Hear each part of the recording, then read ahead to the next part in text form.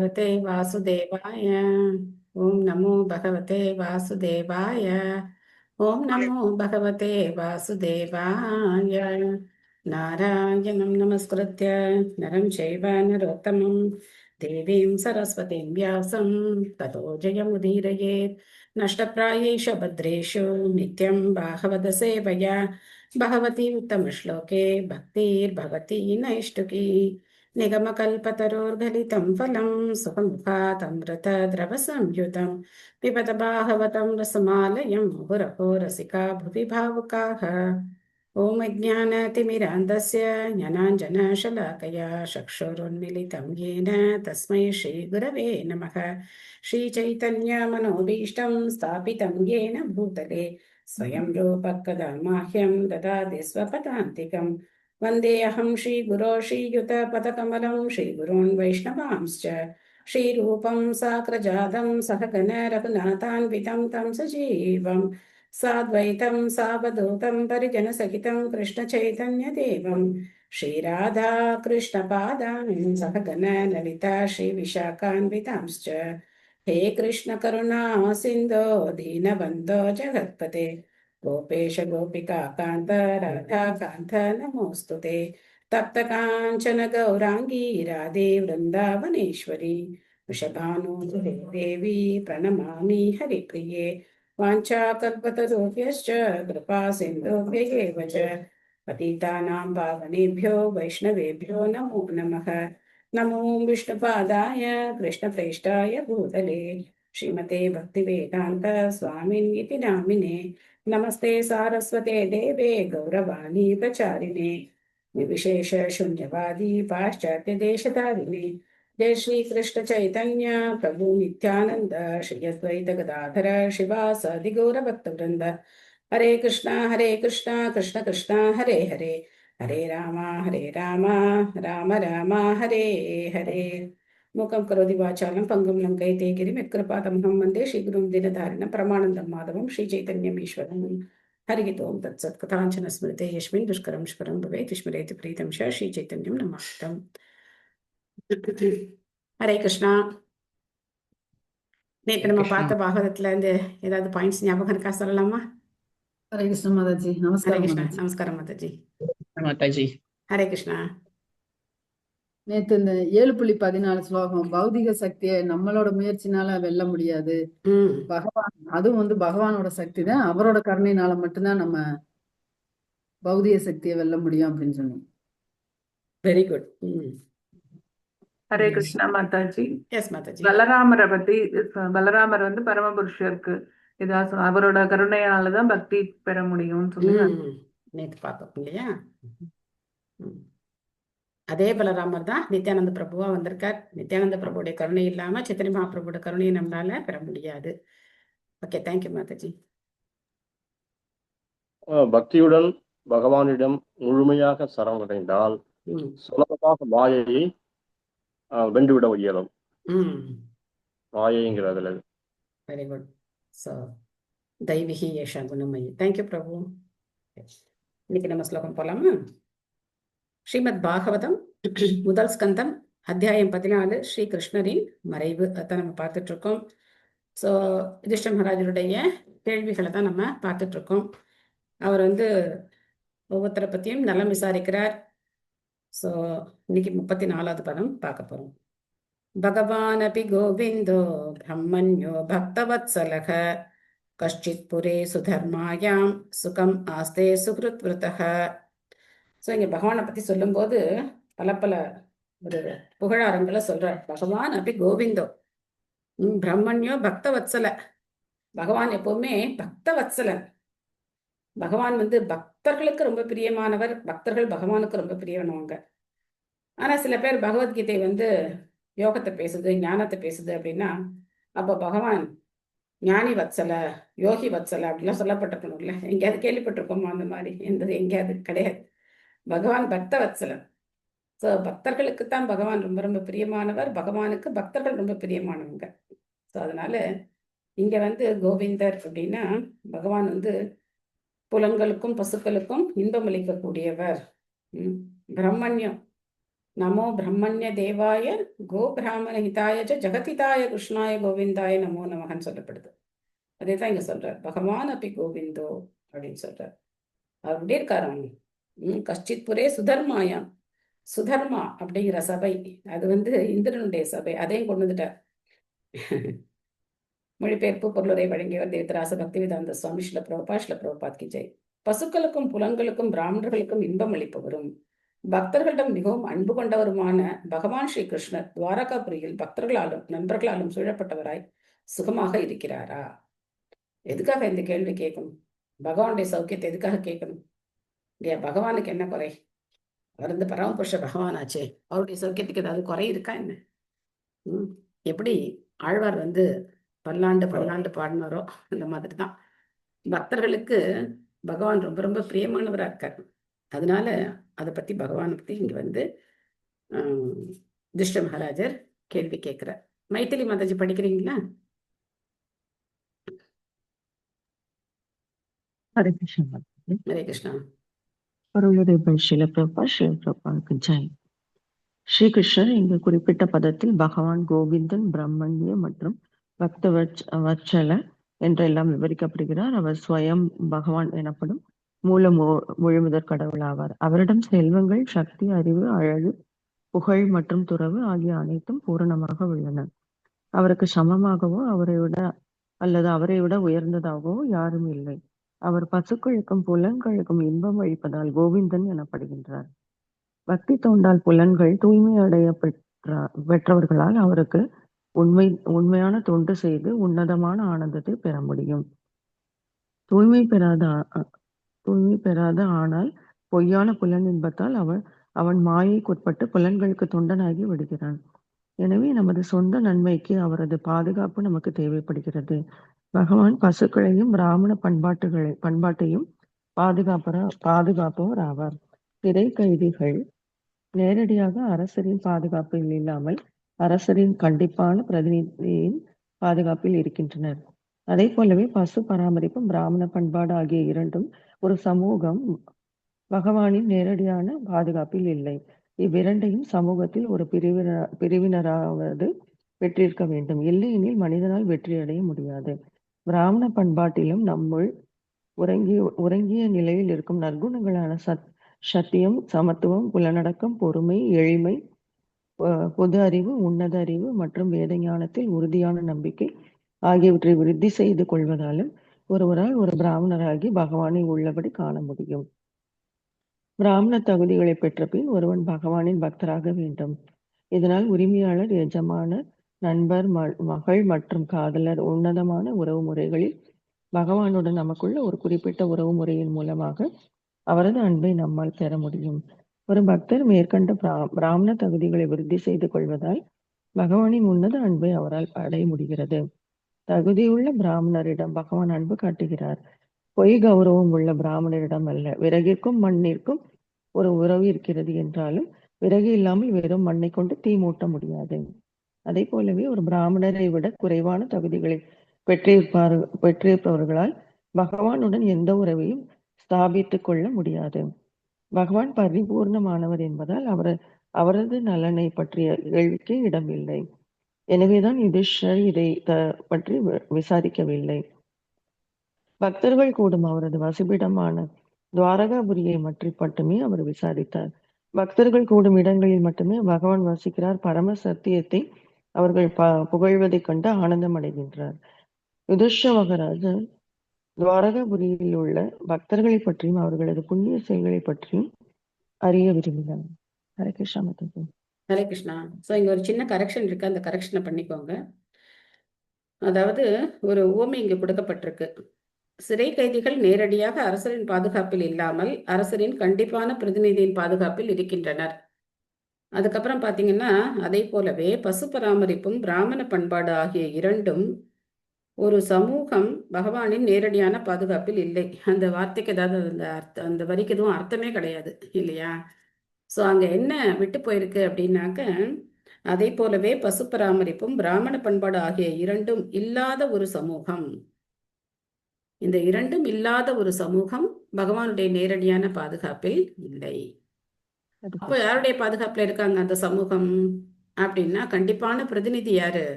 சிறை கைதிகளுக்கு ஒரு கண்டிப்பான பிரதிநிதியா அந்த சிறை காவலர்கள் மாதிரி துர்க்கையுடைய பாதுகாப்புல இருக்காங்க. இந்த உலகம் வந்து சிறைச்சாலை துர்க்கம்னு சொல்லப்படுது. துர்க்கையுடைய பாதுகாப்புல அவங்க இருக்காங்க அப்படிங்கிறத நம்ம புரிஞ்சுக்கணும். ஸோ இந்த இரண்டு இருக்கிற சமூகத்தை பகவான் பாதுகாக்கிறார். எங்க வந்து பசுக்கள் பராமரிக்கப்படுதோ, எங்க வந்து பிராமணர்களுக்கு தகுந்த மரியாதை இருக்கோ, பிராமணர்கள் அப்படிங்கிறது பிறப்பினால கண்டிப்பா கிடையாது, குணம் மற்றும் செயலினால வரக்கூடியது. ஸோ அப்படி இருக்கும்போது அந்த சமுதாயம் பகவானால பாதுகாக்கப்படும் அப்படின்னு சொல்லப்படுது. ஸோ பிராமண பண்பாடு அப்படிங்கிறது நம்ம பிரபா சொல்ற நம்முள் உறங்கிய நிலையில் இருக்கும் நற்குணங்களை அது வெளியில கொண்டு வரும் அப்படிங்கிறத சொல்றார். பகவத்கீதையில 18வது அத்தியாயத்துல பகவான் 4 வர்ணங்களுடைய செயல்களை பத்தி சொல்றார். அதுல பிராமணர்களை பத்தி சொல்லும்போது ஷம தமஸ்தப சௌச்சம் சாந்தி ராஜவம் ஏவச்ச ஞான விஜான ஆஸ்திக்யம் பிரம்ம கர்மஸ்வபாவஜம் அப்படின்னு சொல்றார்.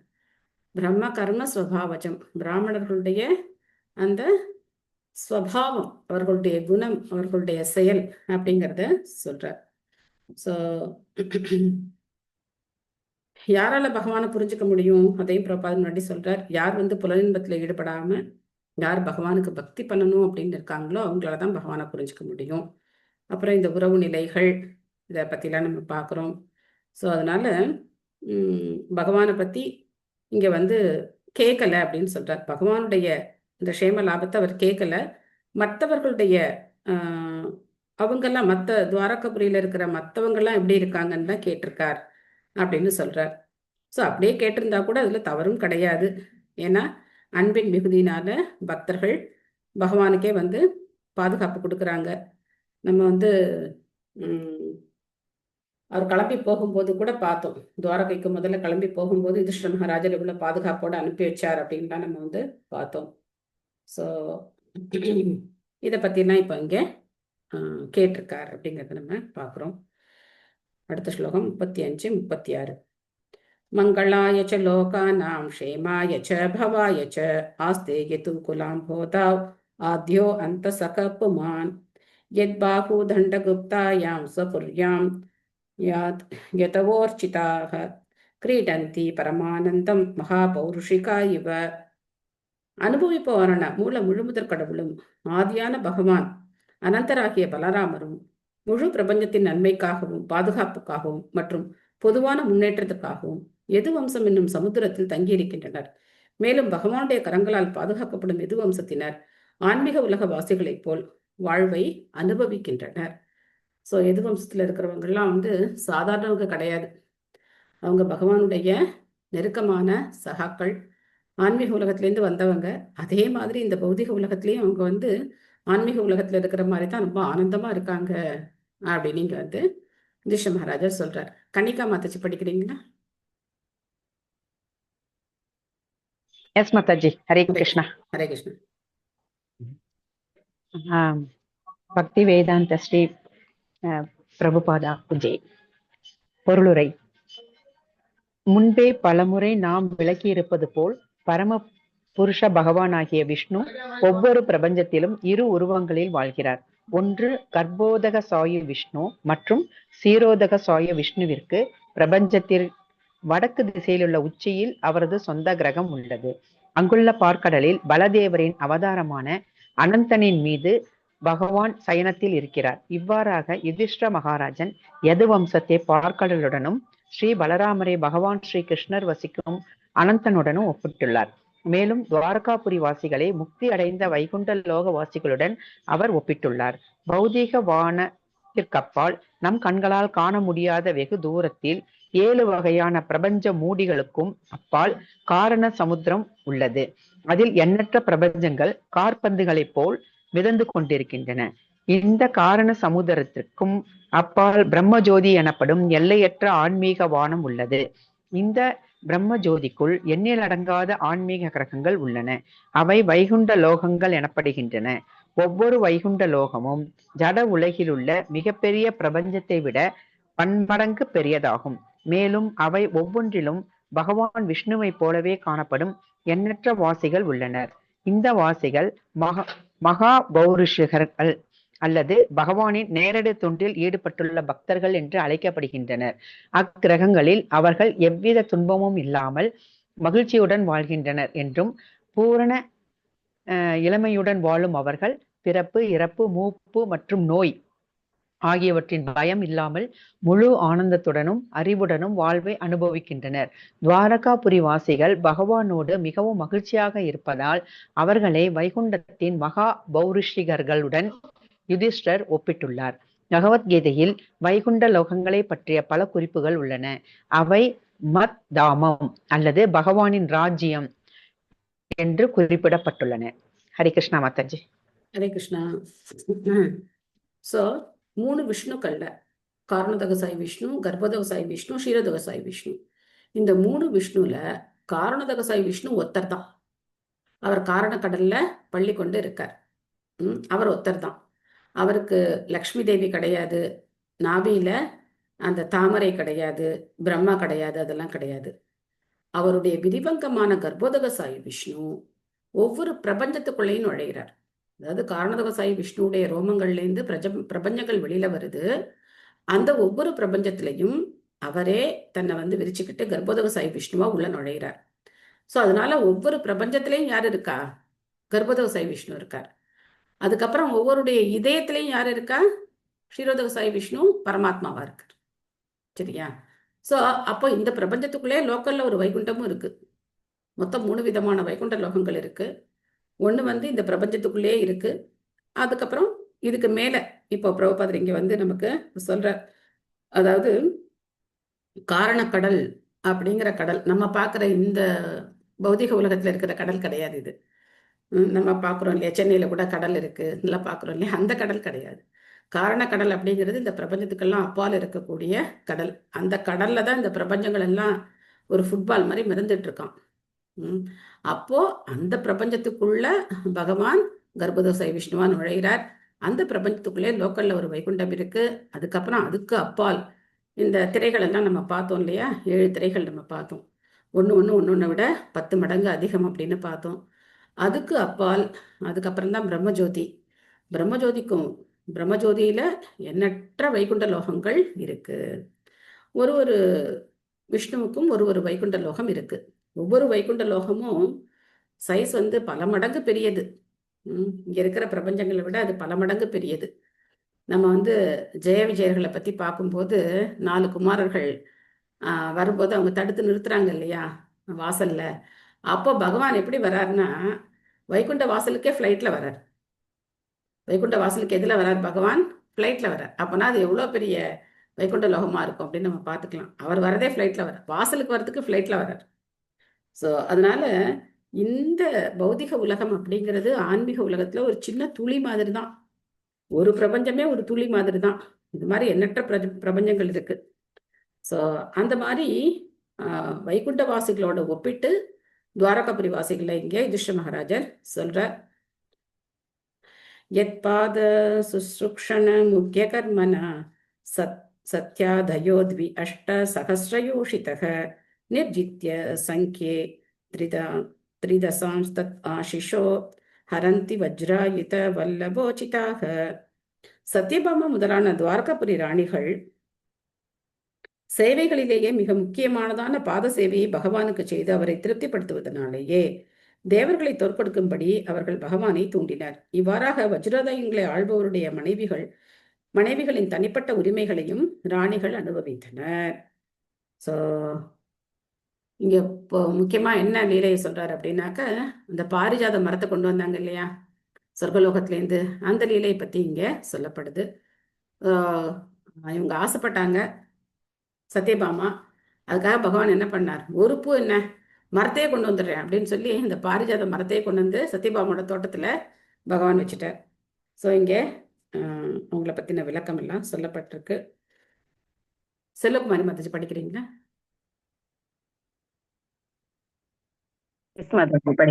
ஹரே கிருஷ்ணா மாதாஜி.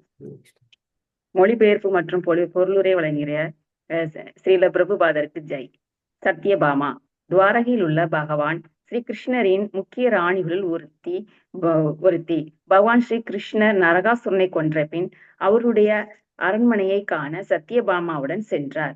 சத்யபாமாவுடன் அவர் இந்திரலோகத்திற்கும் சென்றார். அங்கு சசிதேவி அவளை வரவேற்று தேவர்களின் தாயான அதிதிக்கு அறிமுகம் செய்து வைத்தாள். சத்யபாமாவிடம் மிகவும் திருப்தியடைந்த அதிதி பகவான் ஸ்ரீ கிருஷ்ணர் பூமியில் இருக்கும் வரை மாறாத இளமையோடு இருக்கும் வரத்தை அவளுக்கு அளித்தாள். பிறகு ஸ்வர்க்க லோகங்களில் உள்ள தேவர்களுக்கே உரிய தனிப்பட்ட உரிமைகளை காட்டுவதற்காக அவளை தன்னுடன் அழைத்து சென்றாள். சத்யபாமா பாரிஜாத மலரை கண்டதும் அச்செடியை துவாரகையில் உள்ள தன் அரண்மனையில் வைத்து அலங்கரிக்க விரும்பினாள். பிறகு துவாரகைக்கு திரும்பியதும் பாரிஜாத மலரை பற்றிய தமது விருப்பத்தை கணவனிடம் தெரிவித்தாள். சத்யபாமாவின் அரண்மனை முக்கியமாக அரிய நவரத்தினங்களால் அலங்கரிக்கப்பட்டிருந்தது. இதனால் மிகவும் உஷ்ணமான கோடை காலத்திலும் கூட அரண்மனையில் உட்புறம் குளிர் சாதனம் பொருத்தியது போல் குளுமையாகவே இருந்தது. அவளது அரண்மனையை அவள் பல்வேறு கொடிகளால் அலங்கரித்தாள். அது எல்லா வகையிலும் உயர்ந்தவரான அவளது கணவர் அங்கிருப்பதையே பறைசாற்றியது. ஒருமுறை தன் கணவருடன் திரௌபதியை சந்தித்த அவள் கணவரை திருப்திப்படுத்தும் வழிமுறைகளில் திரௌபதியிடமிருந்து அறிவுரைகளை பெற ஆவல் கொண்டாள். இந்த விஷயத்தில் திரௌபதி கை தேர்ந்தவளாக இருந்தாள். ஏனெனில் அவளுக்கு பஞ்ச பாண்டவர்கள் கணவன்களாக இருந்தனர். அவர்கள் ஐவரும் அவளிடம் மிகவும் திருப்தி அடைந்திருந்தனர். திரௌபதியிடமிருந்து அறிவுரைகளை பெற்ற பின் அவளுக்கு நல்லாசிகளை வழங்கிவிட்டு சத்யபாமா துவாரகைக்கு திரும்பினாள். அவள் சத்ராஜித்தின் புதல்வியாவாள். பகவான் ஸ்ரீ கிருஷ்ணரின் மறைவுக்கு பின் அர்ஜுனன் துவாரகைக்கு சென்ற போது சத்யபாமாவும் ருக்மணியும் உட்பட எல்லா ராணிகளும் உணர்ச்சி வசத்துடன் பகவானை எண்ணி மனம் கலங்கினர். அவளது வாழ்வின் இறுதி கட்டத்தில் கடுந்தவம் மேற்கொள்ள அவள் காட்டுக்கு சென்றாள். சத்யபாமா சொர்க்க லோகங்களிலிருந்து பாரிஜாத மலரை பெற்று வரும்படி தன் கணவனை தூண்டினாள். பகவானும் மனைவியை திருப்திப்படுத்த கேட்ட பொருள்களை கொண்டு வரும் ஒரு சாதாரண கணவனை போல் பலாத்காரமாக தேவர்களிடமிருந்து அதை பெற்று தந்தார். ஏற்கனவே விளக்கியதை போல் பல மனைவிகளை மனம் கொண்டு அவர்களது உத்தரவுகளை நிறைவேற்ற வேண்டிய நிர்பந்தம் பகவானுக்கு இல்லை. ஆனால் பகவானுக்கு எல்லா சௌகரியங்களையும் செய்து தருவதென்னும் மிகச்சிறந்த பக்தி தொண்டை ராணிகள் ஏற்றுக்கொண்டதால் பகவானும் ஒரு பூர்ணமான உண்மையான கணவனை போலவே நடந்து கொண்டார். எந்த மண்ணுலகவாசியும் சொர்க்கலோகங்களிலிருந்து எதையும் பெற கற்பனை செய்து பார்க்க முடியாது. அவை குறிப்பாக பாரிஜாத மலர்கள் தேவர்களின் உபயோகத்திற்காக உள்ளவையாகும். ஆனால் அவர்கள் பகவானின் விசுவாசமுள்ள மனைவிகளாக இருப்பதால் சொர்க்கவாசிகளுடைய மனைவிகளின் தனிப்பட்ட உரிமைகளையும் அவர்கள் அனைவராலும் அனுபவிக்க முடிந்தது. அதாவது பகவானுடைய சிருஷ்டியில் உள்ள அனைத்திற்கும் அவரே உரிமையாளர் என்பதால் பிரபஞ்சத்தின் எப்பகுதியிலிருந்தும் எந்த அபூர்வமான பொருளையும் துவாரகையின் ராணிகள் பெறுவதில் பெரும் ஆச்சரியம் எதுவும் இல்லை. ஹரே கிருஷ்ணா மாதாஜி. தேங்க்யூ மாதாஜி. ஸோ அந்த நரகாசுரனை வதம் பண்ணதுக்கு அப்புறம் சொர்க்கலோகத்துக்கு சத்யபாமாவை கூட்டிட்டு போறார் கிருஷ்ணர். அப்போ இந்திரனுடைய மனைவி சச்சிதேவி அவங்க ரொம்ப சந்தோஷப்பட்டு, இப்போ நம்ம வீட்டுக்கு ஒரு கெஸ்ட் வர்றாங்க, ரொம்ப முக்கியமான யாராவது வர்றாங்க அப்படின்னா நாம் எல்லா இடத்தையும் கொண்டு போய் சுற்றி காட்டுவோம் இல்லையா, நம்ம பெருமைகள் எல்லாம் சொல்லிக்கிறதுக்காக. நாங்கள் இந்த மாதிரி இங்கே இதை பண்ணியிருக்கோம், அங்கே அதை பண்ணியிருக்கோம் அப்படின்னு. இப்போ தான் இந்த யூடியூப்பில் இதே தானே பழப்பாகவே வச்சுருக்காங்க இல்லை, எதையோ போடுறாங்க. நான் இது வாங்கினேன், அது வாங்கினேன், இதை பண்ணேன், அதை பண்ணேன், என்னென்னமோ போடுறாங்க. இதெல்லாம் எப்படி நேரம் கிடைக்குது, என்னத்துக்கு இதெல்லாம் பண்ணுறாங்கன்னு தெரியல. அதை பார்க்குறதுக்கும் மக்கள் இருக்காங்க, அவங்களுக்குலாம் அவ்வளோ நேரம் இருக்குது, பொழுதை வெட்டியாக கழிக்கிறாங்க. ஸோ அது நமக்கு இப்போ பிரச்சனை இல்லை. ஸோ அப்படி கொண்டு போய் இவங்க சுற்றி காட்டும்போது அப்போ அந்த பாரிஜாத மரத்தை பார்த்தோன்னு சத்யபாமாவுக்கு என்ன ஆசை வந்தது, ஓ இது என்னுடைய அரண்மனை தோட்டத்தில் இருந்தால் தானே ரொம்ப அழகாக இருக்கும் அப்படின்னு.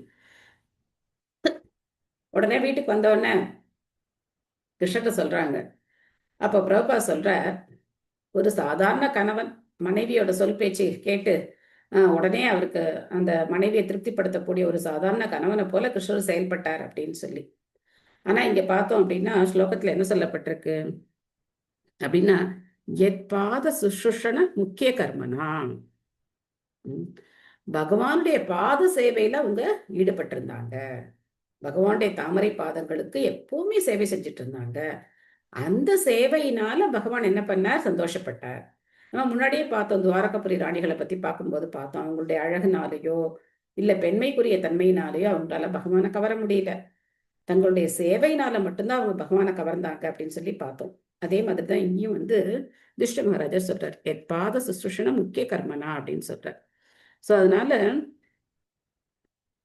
சேவையின் மூலமா தான் பகவானுடைய அன்பை பெறலாமே தவிர நம்ம கிட்ட இருக்கிற வேற எதை வச்சும் பகவானை நம்மளால மயக்க முடியாது. அன்பினாலையும் சேவையினாலையும் மட்டும்தான் பகவானை நாம திருப்திப்படுத்த முடியும். ஏன்னா எல்லா ஐஸ்வர்யங்களும் பகவான் பூரணமா நிறைஞ்சவர் இல்லையா? போன ஸ்லோகத்துல பார்த்தோம், 6 விதமான ஐஸ்வர்யங்கள், செல்வம், அழகு, அறிவு, புகழ், துறவு, 6 ஐஸ்வர்யங்களும் பகவான்கிட்ட பூரணமா இருக்கு. எதை காட்டி நம்ம அவரை மயக்க முடியும்? நம்ம கிட்ட இருக்கிறது கூட அவர் கொடுத்தது தானே இல்லையா? நம்ம கிட்ட ஏதாவது கொஞ்சம் இருக்கு அப்படின்னா கூட அது யார் கொடுத்தது? அவர் தானே கொடுத்திருக்கார். அப்படி இருக்கும்போது அதை வச்சு எப்படி அவரை மயக்க முடியும்? ஆனா உண்மையிலேயே நம்ம வந்து அவர் மேல அன்பு செலுத்தணும் அப்படின்னு சொன்னா பகவான் அந்த அன்புக்கு கட்டுப்படுறார். அன்புக்கு கட்டுப்பட்டு அந்த சத்யபாமாவுக்கு அந்த பாரிஜாத மரத்தை உடைந்து கொடுக்கறதுக்காக இந்திரனோட போய் சண்டெல்லாம் போடுறார். சண்டெல்லாம் போட்டு அந்த பாரிஜாத மரத்தை இங்க வந்து துவாரகைக்கு கொண்டு வர்றார். அதே மாதிரி திரௌபதி கிட்ட இருந்து சத்யபாமா அறிவுரைகளை கேட்டிருக்காங்க. எப்படி வந்து தன் கணவனை திருப்திப்படுத்தணும், கணவருக்கு எப்படி சேவை செய்யணும் அப்படின்னு அவங்க வந்து கேட்டு தெரிஞ்சிட்டு இருக்காங்க அப்படின்னு பாக்குறோம். சோ அப்ப திரௌபதியுடைய நிலைமை எவ்வளவு உயர்ந்தது அப்படின்னு நம்ம பார்க்கலாம். அடுத்த ஸ்லோகம் 38. யக்பாஹு தண்டாப்யுதாயானு ஜீவினோ யது பிரவீரஹி அகுதோ பயாமுகுஹு அதிக்ரமந்தி அங்கிரிபீர் ஆஹ்ருதம் பலாத் சபாம் சுதர்மாம் சுர சந்தமோஷிதாம். யது வம்சத்தின் சிறந்த வீரர்கள் பகவான் ஸ்ரீ கிருஷ்ணரின் கரங்களால் எப்பொழுதும் பாதுகாக்கப்பட்டிருப்பதால் எந்த விஷயத்திலும் அவர்களுக்கு அச்சமில்லை. எனவே மிகச்சிறந்த தேவர்களுக்கு சொந்தமான சுதர்மா எனப்படும் தேவலோக ராஜசபையை அவர்களிடமிருந்து பறித்து அதை அவர்கள் அலட்சியமாக தங்களது பாதங்களால் மிதித்தனர். சோ எப்படி பகவான் எல்லாத்துக்கும் உரிமையாளர், அதனால எல்லா சௌகரியங்களையும் இந்த ராணிகள் அடைஞ்சாங்களோ, அதே மாதிரி துவாரகபுரி வாசிகளுக்கு உலகத்துல இருக்கிற எந்த இடத்துல, அதாவது இந்த 17 14 லோகங்கள்ல எங்கேயுமே அவங்களுக்கு பயமே கிடையாது. எங்கேருந்து வேணா எதை வேணா அவங்க வந்து கொண்டு வர முடியும். அது மாதிரி இந்த சுதர்மா அப்படிங்கிற ஒரு பெரிய அசம்பிளி, இப்ப எப்படி நம்ம கவர்மெண்ட் எல்லாம் லோக்சபா ராஜ்யசபான்லாம் அசம்பிளி எல்லாம் கட்டி வச்சிருக்காங்க இல்லையா? ஒரு ஆட்சி வரும்போது அதை புதுசா கட்டுறாங்க, இல்லை ஏதோ ரெனோவேட் பண்றாங்க, அது மாதிரிலாம் பண்றாங்க. பட் இது வந்து பகவானுடைய அந்த சொர்க்கலோகத்துல இந்திரனுடைய சபை, சுதர்மா சபை. அதை என்ன பண்றாங்க? அதையும் துவாரகபுரிக்கு அவங்க கொண்டு வர்றாங்க. பொருளுரை விமலாதேவி மாதாஜி படிக்கிறீங்களா? ஹரே கிருஷ்ணன் படிக்கிறேன் மாதாஜி. ஹரே கிருஷ்ணன். ஸ்ரீல பிரபுபாதாக்கு ஜெய். பகவானின் நேரடியான தொண்டர்கள் அவரால் எல்லா பயங்களில் இருந்தும் பாதுகாக்கப்படுகின்றனர். மேலும் மிகச்சிறந்த பொருட்கள் அவை பலவந்தமாக கைப்பற்றப்பட்டவை என்ற போதிலும் அவற்றையும் அவர்கள் அனுபவிக்கின்றனர். பகவான் எல்லா ஜீவராசிகளிடமும் சுயமாக நடந்து கொள்கிறார். ஆனால் தூய பக்தர்களிடம் உள்ள அன்பினால் அவர்களிடம் பாரபட்சமாக நடந்து கொள்கிறார். துவாரகாபுரி ஜட உலகில் உள்ள மிகச்சிறந்த பொருட்களை எல்லாம் கொண்டிருந்ததால் அது செழிப்புற்று விளங்கியது. சட்டசபையானது ஒரு குறிப்பிட்ட தேசத்தின் கௌரவத்திற்காக கட்டப்படுகிறது. சொர்க்கலோகங்களில் சுதர்மா என்று அழைக்கப்பட்ட ராஜசபை மிக சிறந்த தேவர்களின் கௌரவத்திற்கு ஏற்ப நிர்மாணிக்கப்பட்டு இருந்தது. பூமியில் உள்ள மனிதனால் அவ்வளவு சிறப்பான ஒரு ராஜசபையை கட்ட முடியாது. ஆனால் பகவான் ஸ்ரீ கிருஷ்ணர் பூமியில் அவதரித்திருந்த காலத்தில் தேவலோக ராஜசபையை யது வம்சத்தினர் பலாத்காரமாக கொண்டு வந்து அதை துவாரகையில் வைத்தனர். பகவான் ஸ்ரீ கிருஷ்ணர் தங்களிடம் காட்டும் சலுகையையும் அவரது பாதுகாப்பையும் அவர்கள் நன்கு அறிந்திருந்தனர். எனவே அத்தகைய பலாத்காரத்தை அவர்களால் பிரயோகிக்க முடிந்தது. அதாவது பகவானுக்கு அவரது தூய பக்தர்கள் பிரபஞ்சத்தில் உள்ள மிகச்சிறந்த பொருட்களை அளிக்கின்றனர். யது வம்சத்தினர் பிரபஞ்சத்தில் கிடைக்கக்கூடிய எல்லா வகையான வசதிகளையும் சுகபோகங்களையும் பகவான் ஸ்ரீ கிருஷ்ணருக்கு அளித்தனர். இதற்கு கைமாறாக இத்தகைய தொண்டர்கள் பகவானால் பாதுகாக்கப்பட்டு அச்சமற்றவர்களாக இருந்தனர். ஒரு மறதியுள்ள பந்தப்பட்ட ஆத்மா அச்சத்துடன் வாழ்கிறான். ஆனால் தன் தந்தையின் கருணையை முற்றிலும் நம்பியுள்ள சிறு குழந்தை ஒன்று யாரையும் கண்டு அஞ்சுவதில்லை என்பதைப் போலவே முக்தி பெற்ற ஆத்மாக்களுக்கு அச்சம் என்பதே இல்லை. பகவானுடன் தனக்குள்ள நித்திய உறவை ஜீவராசி மறந்து விட்டவனாக இருக்கிறான். அவனுக்கு இந்த மறதி ஒரு வகையான மாயையாகும். பகவத்கீதையின்படி 2.20 ஆத்மாவிற்கு மரணமே இல்லை. அப்படியானால் பயத்திற்கு காரணம் என்ன? ஒருவன் கனவில் தோன்றும் புலியால் அச்சத்திற்குள்ளாகிறான். ஆனால் விழித்திருப்பவன் தன் பக்கத்தில் புலி இல்லை என்பதை அறிவான். உண்மையாகவே அங்கு புலி இல்லை என்பதால் அதற்கு இருவருக்கும் அது வெறும் கற்பனை மட்டுமே ஆகும். இருப்பினும் விழிப்புற்று வாழ்வை மறந்திருப்பவன் அச்சத்திற்குள்ளாகிறான். ஆனால் தன் நிலையை மறக்காதவன் சிறிதும் அஞ்சுவதில்லை. இவ்வாறாக எது வம்சத்தினர் பகவானுக்கு தாங்கள் செய்யும் தொண்டில் முற்றிலுமாக விழிப்புடன் இருப்பதால் அவர்கள் கண்டு அஞ்ச வேண்டிய புலி எங்கும் எப்பொழுதும் இல்லை. உண்மையாகவே அங்கு ஒரு புலி இருந்திருந்தாலும் அவர்களை காப்பாற்ற பகவான் இருக்கிறார். ஹரே கிருஷ்ணா. நன்றி மாதாஜி. ஹரே கிருஷ்ணா. தேங்க்யூ மாதாஜி. ஸோ பிரபுபாதர் என்ன சொல்லுவார் அப்படின்னாக்க, எப்பவுமே பகவானுக்கு இருக்கிறதுலே பெஸ்ட் பகவானுக்கு ஆஃபர் பண்ணணும்னு சொல்லுவார். பொதுவா நம்மளுடைய இயல்பு எப்படி இருக்கும் அப்படின்னா, ஜென்ரலா சொல்றேன், ஒரு கோயிலுக்கு போறோம்னு வச்சுக்கோங்க, தலைக்கு பூ கொடுங்க அப்படின்னு கேட்டோம்னா நல்லா நெருக்கமா கட்டி அழகா இருக்கிற பூ தலைக்கு வாங்கி வச்சுக்குவோம். கோயிலுக்கு சாமிக்கு அப்படின்னா என்ன பூ வாங்குவாங்க? தள்ளி தள்ளி கட்டி ஒரு கதம்பம் ஒரு முழம் கொடுங்க, அவ்வளோதான், முடிஞ்சு போடும் இல்லையா? அதே மாதிரி இப்போ சில பேர் வேண்டிக்குவாங்க, அம்மனுக்கு வந்து புடவை சாத்துறேன் அப்படின்னு வேண்டியிருப்பாங்க. அப்போ இவங்க என்ன புடவை கட்டியிருப்பாங்க? கோயிலுக்கு போகும்போது, அம்மனுக்கு புடவை சாத்த போகும்போது என்ன புடவை கட்டிட்டு போவாங்க? நல்லா பலன்னு பட்டு அந்த மாதிரி கட்டிட்டு போவாங்க. ஆனால் அம்மனுக்கு சாத்துறதுக்கு கடையில் போய் என்ன கேட்பாங்க? சாமிக்கு சாத்த அப்படின்னு சொல்லி விலை குறைச்சலாக ஒரு புடவை வாங்கிட்டு போய் என்ன பண்ணுவாங்க? அங்கே கொண்டு போய் கோயிலில் கொண்டு போய் கொடுப்பாங்க.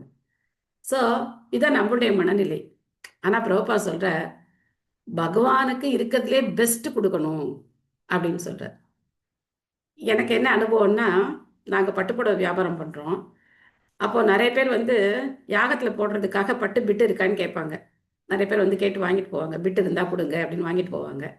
சில பேர் வந்து புடவை இருக்கா, டேமேஜ் ஆன புடவை ஏதாவது இருக்கா, யாகத்தில் போடணும், விலை குறைச்சலா இருந்தால் கொடுங்க அப்படின்னு கேட்பாங்க. அப்போல்லாம் எங்களுக்கு இதெல்லாம் தெரியாது. அப்போ இப்போ யாராவது வந்து அப்படி கேட்டால் நாங்கள் என்ன சொல்றது? அந்த மாதிரி செய்யக்கூடாதுங்க. நல்ல பொருளை தான் நீங்கள் வந்து பகவானுக்கு கொடுக்கணும். அதில் டேமேஜ் இருக்கிறது, அது விலை குறைச்சல் அப்படிங்கிறதுனால அது பகவானுக்கு கொடுக்கக்கூடாது அப்படின்னு. ஸோ ஒரு லீலை ஞாபகம் வருது, சொல்லலாம்னு நினைக்கிறேன். சைத்தன்ய சரிதாமிர்தத்துலேருந்து. ராகவ பண்டிதர் அப்படின்னு ஒரு பக்தர், அவர் என்ன பண்ணுவாராம், சைத்தன்ய மகாபிரபுக்கு நிவேதனம் பண்ணுறதுக்காக அற்புதமான பொருள்களை வந்து அவருக்கு நிவேதனம் பண்ணுவாராம். அவரோட ஊரில் கிடைக்கிற பொருள் கொஞ்சம் விலை கம்மி தான் அப்படின்னா கூட, ஒரு அந்த காலத்தில் பாருங்க, ஒரு 20 கிலோமீட்டர் 25 கிலோமீட்டர் தள்ளி போகணும் அப்படின்னாக்க ஒன்று நடந்து போகணும், இல்லைன்னா வேற ஏதாவது ஒரு இந்த தோலி கீலி அந்த மாதிரி தான் போகணும். வேற ஒன்றும் வண்டி வாகனம் எல்லாம் கிடையாது. ஸோ அவ்வளோ தூரம் போய் விலை அதிகம் கொடுத்து அங்கேருந்து பொருளை வாங்கிட்டு வந்து அதை பகவானுக்கு நிவேதனம் பண்ணுவாராம், சைத்தன்ய மகாபிரபுக்கு. அப்படி ஒரு தடவை அவர் வந்து ஒரு 20 கிலோமீட்டர் தள்ளி அந்த ஊர்லேருந்து ரொம்ப சுவையான இளநீர் அங்கேருந்து வாங்கிட்டு வரார். அந்த இளநியை வாங்கிட்டு வந்து அதை தண்ணியில் போட்டு வச்சிருக்கார். அது குளிர்ச்சியாக இருக்கணும் அப்படின்னு சொல்லிட்டு தான் தண்ணியில் போட்டு வச்சிருக்கார். அப்போது அந்த இளநியை கொண்டு வர சொல்லி அவருடைய வேலையாளுக்கு சொல்கிறார். அவர் என்ன பண்ணுறாராம், அந்த இளநியை எடுக்க போகும்போது செவுத்துல ஒரு கையை வச்சுக்கிட்டு ஏதோ பண்ணிட்டு அந்த இளநியை எடுக்கிறாராம். அப்போ ராகவ பண்டிதர் சொல்கிறார், இந்த இளநீ பகவானுக்கு நிவேதனம் பண்ணுறதுக்கு அது பண்ண முடியாது. ஏன்னா நீ அசுத்தமாக கை வச்சு அதை நீ அந்த கையினால நீ இளநியை தொட்ட அப்படின்னு சொல்கிறாங்க. ஸோ இது எதுக்காக அப்படின்னா, பகவானுக்குன்னு ஒரு பொருளை நம்ம சமர்ப்பிக்கும் போது அந்த பொருள் தூய்மையாக இருக்கணும், அதே சமயத்தில் சிறப்பானதாக இருக்கணும். நம்ம வந்து கோயிலுக்கு கொடுக்கறதெல்லாம் பாருங்க, நமக்கு வேண்டியதில்லை அப்படின்னா சரி கோயிலில் கொண்டு போய் கொடுத்துடலாம் அப்படின்னு நிறைய பேர் கொடுப்பாங்க. இது வீட்டில் தேவையில்லை அப்படின்னா சரி கோயிலில் கொடுத்துடலாம் அப்படின்னு நினைப்பாங்க. அதெல்லாம் செய்யக்கூடாது. பகவானுக்குன்னு கொடுக்கும்போது நம்ம என்ன செய்யணும்? சிறந்த பொருளா, நல்ல பொருளா தேர்ந்தெடுத்து அதை பகவானுக்கு நம்ம அர்ப்பணம் பண்ணணும். ஏன்னா பகவான் லக்ஷ்மிபதி, பகவானுக்கு எந்த பஞ்சமும் கிடையாது. அவர் கொடுத்ததான் நம்ம வச்சிருக்கோம். நாம கொஞ்சம் சுமாரா இருந்தாலும் பரவாயில்ல, நாம கொஞ்சம் சரியா ரொம்ப விலை உயர்ந்த புடவை நம்ம கட்டிக்கலைனாலும் பரவாயில்ல. ஆனா பகவானுக்கு செய்யும்போது எப்படி செய்யணும்? பெஸ்டா செய்யணும். ஸோ அதெல்லாம் பக்தர்களுடைய இதுல பார்க்கலாம். நீங்க கொஞ்ச நாள் முன்னாடி 2 நாள் முன்னாடி நீங்க எல்லாரும் அந்த ஃப்ளவர் ட்ரெஸ் டெக்கரேஷன் பார்த்துருப்பீங்க. ஸோ எவ்வளோ அற்புதமான மலர்களால ஃபுல்லா ஒயிட் ரோஸ், ஃபுல்லா வெள்ளை ரோஸு, அதுக்கப்புறம் இன்னும் வெண்மையான மலர்கள் என்னென்ன இருக்கோ, சம்மங்கி, இந்த மாதிரி பலவிதமான வெண்ணிற மலர்களால பகவான் அன்னைக்கு பௌர்ணமி அன்னைக்கு அலங்காரம் பண்ணி அவருக்கு அற்புதமான முறையில் அந்த புஷ்ப அபிஷேகம் நடந்தது நம்ம வந்து பார்த்தோம். ஸோ இது மாதிரி பகவானுக்கு செய்யும்போது நம்மளால முடிஞ்ச வரைக்கும் பெஸ்ட்டாக நம்ம என்ன பண்ணணும்? பகவானுக்கு கொடுக்கணும். நமக்கு இல்லைன்னா பரவாயில்ல, பட் அவருக்கு வந்து அப்படி பண்ணணும். ஸோ அது அப்படி பண்ணுறாங்க யாரு? அந்த துவாரகாபுரியில் இருக்கிற பகவானுடைய பக்தர்கள். ஸோ அதனால அவங்க பலாத்காரமாக எடுத்துட்டு வந்தாங்க அப்படிங்கிற மாதிரி இருக்கலாம். தேவர்கள் கொடுத்தா எதுக்காக அந்த பலாத்காரம் நடக்க போகுது? அங்கே கிடையாது. பட் தேவர்களுக்கு இது புரியல. தேவர்களுக்கு பகவானுடைய தன்மை அது அவங்களுக்கு புரியல. அவங்களுக்காக தான் பகவானே அவதரிக்கிறார். இந்திராரி வியாக்குலம் லோகம் ஹிருதயந்தி யுகே யுகே. தேவர்களுக்கு ஆபத்து ஏற்படும் போது அவங்க போய் பிரார்த்தனை பண்றாங்க, பகவான் அவதரிக்கிறார். ஆனா அவர்கிட்டேந்து அந்த அசுரர்கள் அழிக்கணுங்கிறது தான் அவங்களுடைய பிரார்த்தனையா இருக்கு. பட் அது முடிஞ்சதுக்கு அப்புறம் அவங்க பகவானை மறந்துடுறாங்க. நம்ம அந்த மாதிரி ஆயிடக்கூடாது. ஸோ அதுக்கப்புறம் இங்க பிரபுபா சொல்ற, ஏன் அவங்களுக்கு பயம் இருக்கு, பயம் இல்லை, நமக்கு ஏன் பயம் இருக்கு அப்படின்னு சொல்ற ஒரு உவமையும் கொடுத்துருக்க. நல்லா தூங்கியிருக்கோம், அப்போ கனவுல நம்ம ஒரு புலியை பார்க்குறோம், உடனே நமக்கு எப்படி இருக்கும்? பயமா இருக்கும் இல்லையா? கனவுல புலி வந்தா புலியை பார்த்தே இருக்காது, பயம் இல்லாம இருக்குமா? பயமா இருக்கும். வேர்த்து விறுவிறுத்து நம்ம வந்து எழுந்திருப்போம். ஆனா எழுந்து பார்த்தா புலியும் இல்லை, ஒன்றும் இல்லை. ஆனா நம்ம பக்கத்துல ஒருத்தர் முழிச்சிட்டு உட்கார்ந்துருக்கார், அவர் வேர்த்து விறுவிறுத்து உட்கார்ந்துருப்பார். ஆனா கிடையாது. ஏன்? அவருக்கு தெரியும் அங்கே புலியும் இல்லை, ஒன்றும் இல்லைன்னு அவருக்கு தெரியும் இல்லையா? அந்த மாதிரி எதுக்காக இந்த புலி உதாரணம் அப்படின்னா, ஆத்மாவுக்கு ஒரு மரணம்ங்கிறதே கிடையாது. ஆனா ஏன் நம்ம மரணத்தை பார்த்து நம்ம ஏன் பயப்படுறோம் அப்படின்னா, நம்ம கனவுல இருக்கிற மாதிரி இருக்கும். நம்ம கனவுல புலியை பார்த்த மாதிரி நம்ம வாழ்க்கை கனவுல நம்ம வாழ்ந்துட்டு இருக்கோம். இது பகல்ல வாழ்ற வாழ்க்கை கனவு மாதிரி இருக்கு. ராத்திரில அது கனவு தனியா வருது. ஸோ அதனால யார் ஒருத்தர் இந்த பகல் வாழ்க்கையும் தெளிவுபடுத்தி பகவானுடைய பக்தர்களா வாழ்றாங்களோ அவங்களுக்கு எந்த பயமும் கிடையாது அப்படின்னு நம்ம பார்க்கணும். கஷ்டித்தே நாமயம் தாத. ஹரே கிருஷ்ணா மாதாஜி. ஹரே கிருஷ்ணா. ஒரு உதாரணம் சொல்லுவீங்களா மாதாஜி? இருட்டு ரூமுக்குள்ள கருப்பு பூனையை அது எதுக்கு சொல்லுவீங்கன்னு எனக்கு ஆகும். இல்லாத ஒண்ணை தேடுறதுக்கு. இல்லாத ஒண்ண தேடுறதுன்னா ஆமா. அதுவும் இதுக்கும் ஒண்ணுதானே மாதாஜி? ஆஹா, இப்ப சொன்ன உதாரணமும் இல்ல இல்ல, அதுவும் அது வந்து ஒண்ணும் ஆகாது. ஆ, ஸோ இல்லாத ஒரு சந்தோஷத்தை நம்ம இந்த உலகத்துல தேடுறோம்.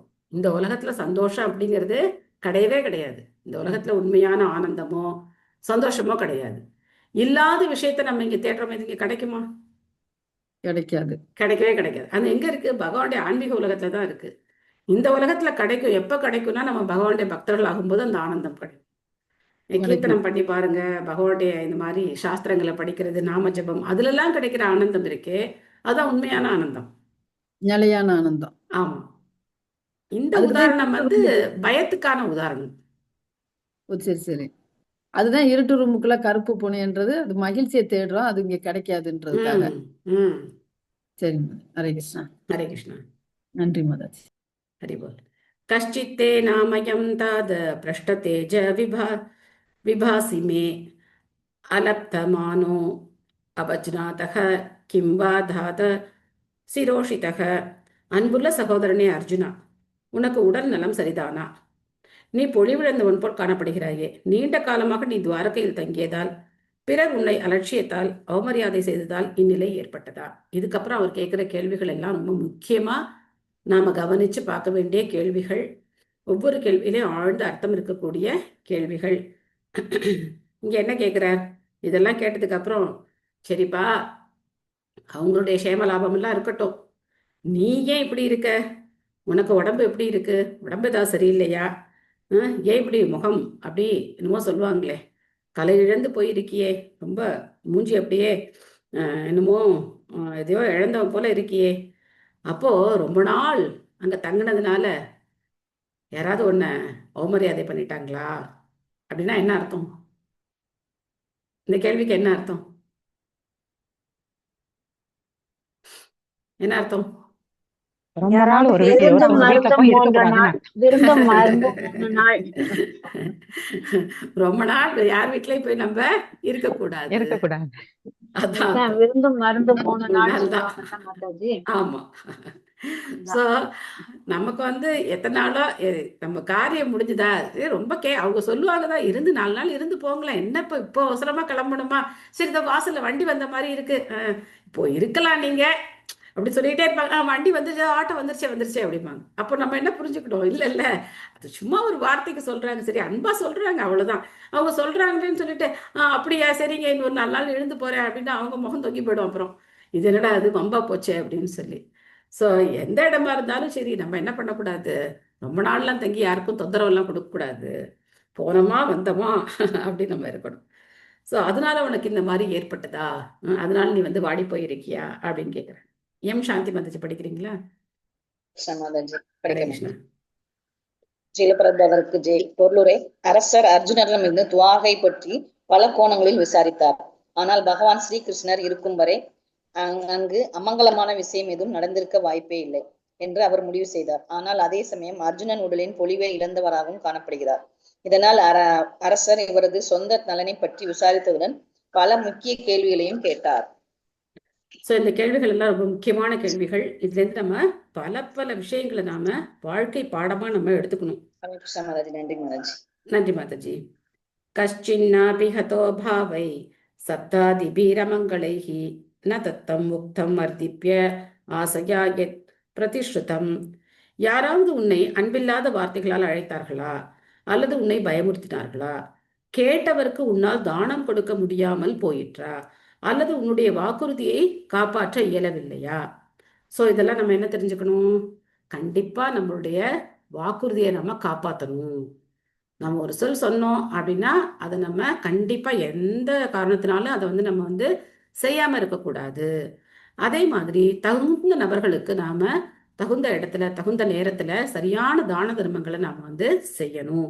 இதெல்லாம் நம்ம வந்து கண்டிப்பா வந்து கடைபிடிக்க வேண்டிய விஷயங்கள். இதெல்லாம் செய்யலை அப்படின்னாக்க நம்ம வாழ்க்கை அப்படிங்கிறது எப்பவுமே சந்தோஷமெல்லாம் இருக்காது. கலைவாணி மாத்திச்சு படிக்கிறீங்களா? ஹரே கிருஷ்ண மாதாஜி. ஹரே கிருஷ்ணா. சீலா பிரபுபாதருக்கு ஜெய். சில சமயங்களில் ஒரு சத்திரியரை அல்லது ஒரு செல்வந்தரை பணம் தேவைப்படுபவர்கள் காணச் செல்வது வழக்கம். நன்கொடையை யாசிக்க அவர்கள் வரும்பொழுது அந்த நபருக்கு இடத்திற்கும் காலத்திற்கும் ஏற்ப தானம் கொடுப்பது செல்வத்தை வைத்திருப்பவரின் கடமையாகும். ஒரு சத்திரியரோ அல்லது ஒரு செல்வந்தரோ இக்கடமையை நிறைவேற்ற தவறினால் இத்தகாத செயலுக்காக அவர் மிகவும் வருத்தப்பட வேண்டும். அதை போலவே தானம் கொடுப்பதாக வாக்களித்த பின் அதிலிருந்து ஒருவர் பின்வாங்க கூடாது. இத்தகைய செயல்களும் சில சமயங்களில் மனம் சோர்வுக்கு காரணமாகின்றன. இவ்வாறாக இதை செய்ய தவறுபவர் நிந்தனைக்கு உள்ளாகின்றார். அர்ஜுனன் இந்நிலையில் இதுவும் காரணமாக இருக்கக்கூடும். ஹரே கிருஷ்ண மாதாஜி. ஹரே கிருஷ்ணா. தேங்க்யூ மாதாஜி. யுதிஷ்டிர மகாராஜர் இந்த மாதிரி யோசிக்கிறார். நம்ம பார்த்தோம்னா ஒரு வேகத்துல என்ன பண்ணிடுவோம், நான் அதை செய்யறேன் நான் இதை செய்யறேன் அப்படின்னு சொல்லிடுவோம். சந்தோஷமா இருக்கிற நேரத்துல நான் அவனுக்கு அது கொடுக்குறேன் இதை பண்ணேன் அதை பண்ணேன் பெருசா பேசிடுவோம்.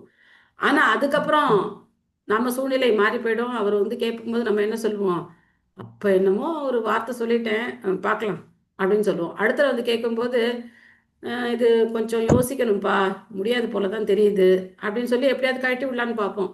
அடுத்த தடவை அவரும் வரமாட்டார். 2 தடவை போய் முயற்சி பண்ணோம், ஒன்றும் பிடி கொடுத்து பேச மாட்டேங்கிறாங்க அப்படின்னு சொல்லிட்டு அவங்க வரமாட்டாங்க. அந்த மாதிரிலாம் நம்மளுடைய வாக்குறுதி இருக்கக்கூடாது.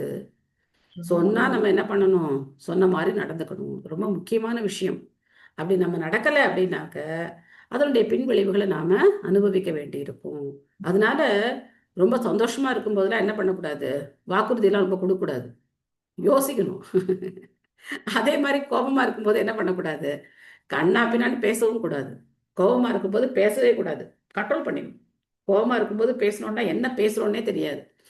தவறான வார்த்தைகள் வாயிலிருந்து நம்ம வரத்துக்கு வாய்ப்பு இருக்கு. கோபமா இருக்கும்போது பேசாம இருந்துறது ரொம்ப நல்லது. அந்த வார்த்தைகளை விட்டுட்டோம் அப்படின்னா அது நம்மளையும் பாதிக்கும், கேட்குறவங்களையும் பாதிக்கும். அதுக்கு பதிலாக கட்டுப்படுத்திக்கிட்டு என்ன பண்ணலாம், பேசாம இருந்துடலாம். அவங்க 2 தடவை நம்மளை சொன்னாலும் பரவாயில்ல, ஒரு வார்த்தை கூட பேசாமல் இருக்கே அப்படின்னு கேட்டாலும் பரவாயில்ல அப்படின்னு சொல்லிட்டு குடும்பத்தில் இதெல்லாம் நம்ம ரொம்ப கவனமாக இருக்கணும். கோபம் வராமல் இருக்காது, கோபம் வரும்.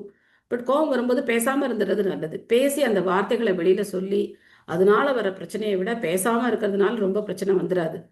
அதே மாதிரி சந்தோஷமாக இருக்கும்போது கண்ணாபின்னு வாக்குறுதியும் கொடுக்கக்கூடாது.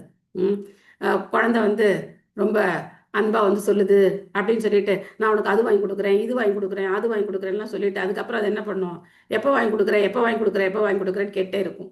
அப்போ நம்ம என்ன பண்ணக்கூடாது, முழிச்சுக்கிட்டே இருக்கக்கூடாது. எந்த வாக்குறுதியாக இருந்தாலும் சரி, சின்னதாக இருந்தால் பெருசாவோ கவனமாக நம்ம வந்து செயல்படணும். அதே மாதிரி பகவானுக்காக ஏதாவது செய்யணும் அப்படின்னு நினச்சிட்டோம் அப்படின்னாக்கா அதை செஞ்சிடணும். எந்த ஒரு நிலையிலையும் அதை செஞ்சிடணும். அது நம்ம வாக்கு கொடுத்துருக்கணும்னு அவசியம் கிடையாது. ஸோ எனக்கு ஒரு நேச்சர் என்ன அப்படின்னாக்க, காலம்பரை இப்போ ஒரு யோசிக்கிறேன்னு வச்சுக்கோங்களேன், இன்னைக்கு வந்து ஓகே பாவக்காய் பார்த்தோன்னே ஓகே பாவக்காய் ரோஸ்ட் பண்ணிடலாம் அப்படின்னு நினச்சேன் அப்படின்னாக்க, அது பண்ணலைன்னா எனக்கு வந்து ரொம்ப வருத்தமாக இருக்கும்.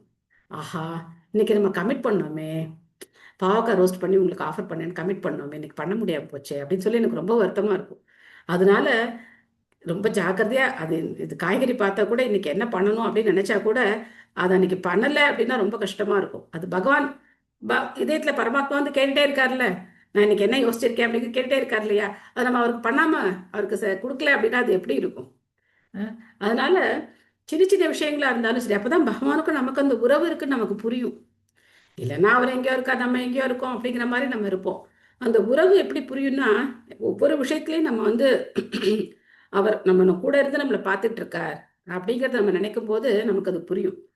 ஸோ நிறைய பேர் என்ன பண்ணுறாங்க அப்படின்னாக்க, ஒரு வேகத்தில் இங்கே மாயப்பூருக்கு நிறைய பேர் வர்றாங்க. ஒரு வேகத்தில் என்ன பண்ணுறாங்க, நான் வந்து ஒரு ஸ்கொயர் ஃபீட் 7,000 ஒரு ஸ்கொயர் ஃபீட் அதை கமிட் பண்ணிக்கிறாங்க. இது உடனே கொடுக்கணும்னு அவசியம் கிடையாது. அவங்க 2 வருஷம் டைம் கொடுக்குறாங்க. 7,000 கொடுக்கறதுக்கு 2 வருஷம் டைம் கொடுக்குறாங்க. கொஞ்சம் கொஞ்சமாக அனுப்பலாம். ஆனால் அவங்க அதை மறந்து போய்டுறாங்க. இங்கே வந்து கமிட் பண்ணிவிட்டு அதுக்கப்புறம் மறந்து போய்டுறாங்க.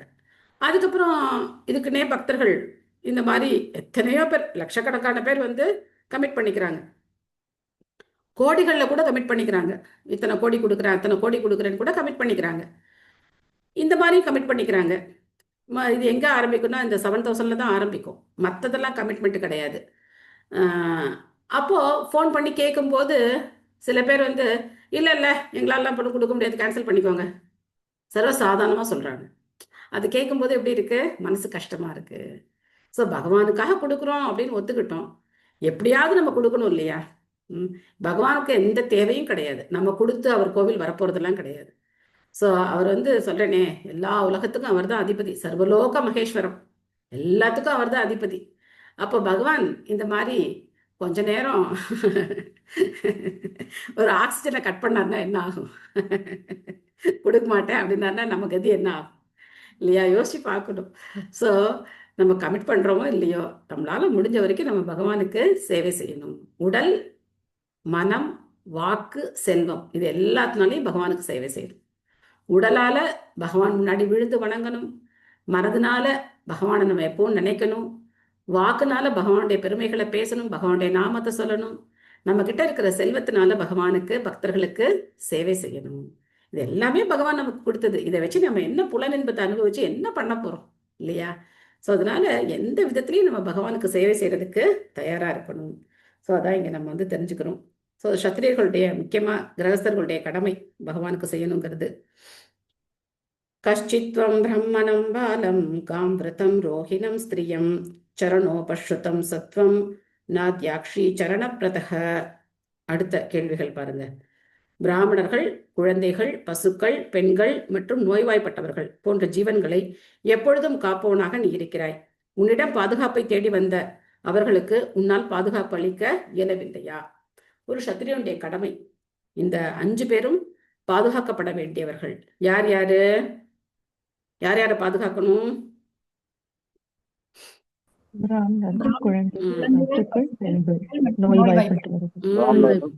பசுக்கள், பெண்கள் மற்றும் நோய்வாய்ப்பட்டவர்கள், முதியவர்கள். நோய்வாய்ப்பட்டவர்கள், முதியவர்கள், இது ரெண்டுமே ஒரே கேட்டகரி தான்.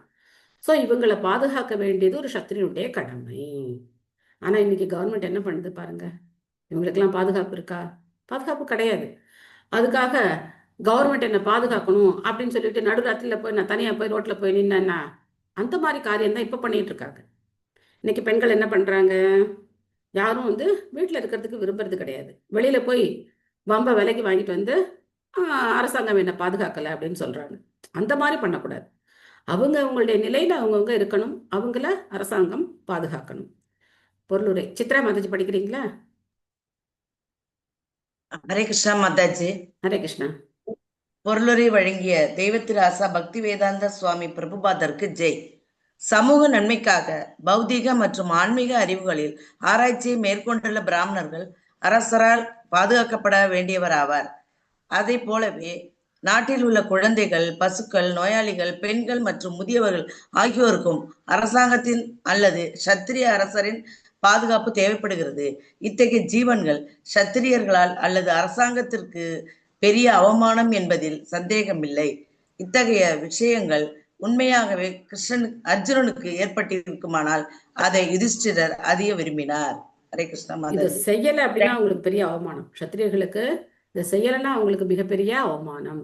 அதனால ஒருவேளை உனக்கு இந்த மாதிரி ஒரு சங்கடம் கூட வந்திருக்குமோ, உன்னுடைய பாதுகாப்பு தேடி வந்தவங்களுக்கு நீ பாதுகாப்பு கொடுக்க முடியாம ஆயிட்டியா, அதனால தான் இப்படி வந்து உன்னுடைய முகம் பொழிவிழுந்திருக்கா அப்படின்னு சொல்லி யுதிஷ்டிர மகாராஜர் கேட்கிறார்.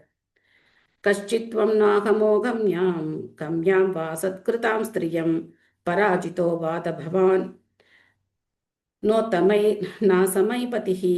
தீய ஒழுக்கமுள்ள ஒரு பெண்ணுடன் நீ தொடர்பு கொண்டாயா, அல்லது தகுதியுள்ள ஒரு பெண்ணை நீ முறையாக நடத்தவில்லையா, அல்லது வழியில் உன்னை விட தாழ்ந்த அல்லது உனக்கு சமமான ஒருவரால் தோற்கடிக்கப்பட்டாயா? அடுத்த கேள்விகள். ஸோ இதெல்லாம் சத்திரியர்களுக்கு உண்டான தர்மங்கள். ஜி சாந்தி மாதாஜி படிக்கிறீங்களா? ஹரே கிருஷ்ணா மாதாஜி. ஹரே கிருஷ்ணா. மொழிபெயர்ப்பு பொருளுரை வழங்கிய தெய்வ திரு ஆசா பக்தி வேதாந்த சுவாமி ஸ்ரீல பிரபுபாதருக்கு ஜெய். பொருளுரை. பாண்டவர்களின் ஆட்சி காலத்தில் ஆண்களுக்கும் பெண்களுக்கும் இடையிலான தொடர்பு சில குறிப்பிட்ட சூழ்நிலைகளின் கீழ் மட்டுமே அனுமதிக்கப்பட்டது என்பது இப்பதத்திலிருந்து தெளிவாகிறது. உயர் வகுப்பினர்களான பிராமணர்களுக்கு சத்திரியர்களும் வைசிய அல்லது சூத்திர வகுப்பைச் சேர்ந்த ஒரு பெண்ணை ஏற்றுக்கொள்ளலாம். ஆனால் தாழ்ந்த வகுப்பை சேர்ந்தவன் உயர்ந்த வகுப்பு பெண்ணுடன் தொடர்பு கொள்ள இயலாது. ஒரு சத்திரியனால் கூட ஒரு பிராமண பெண்ணுடன் தொடர்பு கொள்ள இயலாது. 7 தாய்களில் சொந்த தாய், ஆன்மீக குரு அல்லது ஆசானின் மனைவி, பிராமணரின் மனைவி, அரசரின் மனைவி, பசு, தாதி மற்றும் பூமி. பிராமணரின் மனைவியும் ஒரு தாயாக கருதப்படுகிறாள். ஒரு பிராமணர் ஒரு சத்திரிய பெண்ணுடன் தொடர்பு கொள்வது உத்தமம்.